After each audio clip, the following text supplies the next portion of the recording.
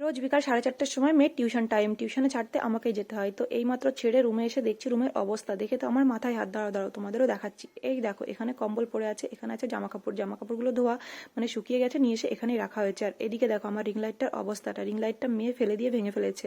যাই হোক এখনো কাজ চলছে ওই জন্য আর ওকে ফেলা হয়নি। তারপর দেখো এদিকে আমি কম্বল গুছিয়ে নিচ্ছি। আগে ব্ল্যাঙ্কেটটা দুপুরবেলায় হাজবেন্ড নিয়ে শুয়েছিল, তো যাই হোক গোছানো হয়নি, ওই জন্য আমি এখন গুছিয়ে রেখে দিলাম। আর ওদিকে ওই জামা কাপড়গুলো একটু পরে পরবো, ঠান্ডা যেহেতু একটু একটু আছে ওই জন্য সোয়েটারটা একটু পরে পরবো ভাবছি, ওই জন্য ওখানেই রেখে দিলাম।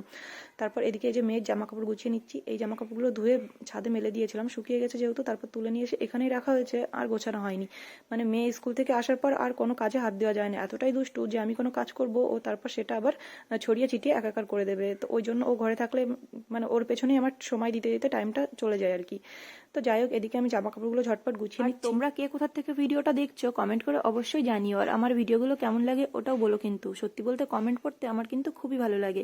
আর তার আগে এটা বলো তো, আমি যে চুড়িদারটা পরে আছি এটা পরে আজকে আমাকে কেমন লাগছে? এই চুড়িদারটা অনেকদিন আগেই কেনা কিন্তু পরা হচ্ছিল না, আজকে এই যাই হোক বকবক তো অনেক হলো, আর এদিকে সময়ও অনেক হয়ে গেল। 4:30 থেকে 6টা পর্যন্ত মেয়ের টিউশন টাইম। 6টা বাজার 10 মিনিট আগেই আমাকে বেরোতে হবে, ওকে আবার আনতে যেতে হবে। টিউশনটা অনেকটাই দূরে, যেতে প্রায় 10 মিনিট সময় লাগে, ওই জন্য সময় নিয়ে বেরোতে হয়। আর এদিকে দেখো এই যে শাড়িটা দেখছো তোমরা, এই শাড়িটা প্রায় 6 মাস পর আমি পরলাম। মানে শুধু এই শাড়িটা না, মানে 6 মাসের মধ্যে আমি কোনো শাড়িই পরিনি।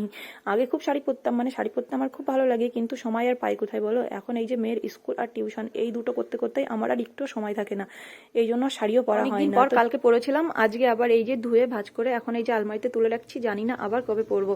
তো তোমাদের সাথে কথা বলতে বলতে এদিকে আমার জামা কাপড়গুলো সব গোছানো হয়ে গেছে, এখন এই যে আলমারিতে রেখে দিচ্ছি সব, এখন যাবো মেয়েকে আনতে। তো চলো এখন এই পর্যন্তই, টাটা সবাইকে।